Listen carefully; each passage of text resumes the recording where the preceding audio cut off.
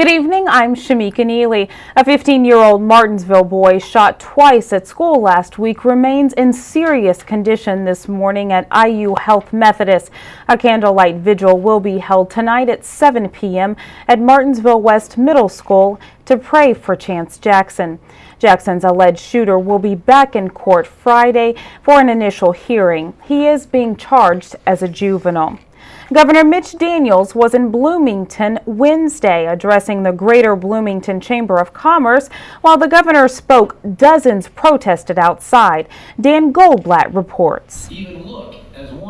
While Daniels spoke to local business leaders inside the Bloomington Convention Center about Indiana's economic prosperity, demonstrators marched on the sidewalk outside. Only half of the highway is approved. Very little of it has been constructed.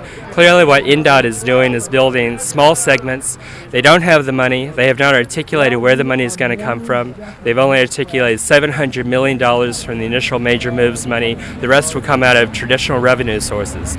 While many protesters claim the I-69 project is over budget, Daniels says quite the opposite. I mentioned here today it's under budget, it's ahead of schedule, it's being built at a good time, along with all the other big projects we're doing. The governor also touted Indiana's economic success, but says K-12 education in the state is still lacking.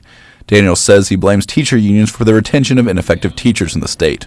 For WTIU News, I'm Dan Goldblatt.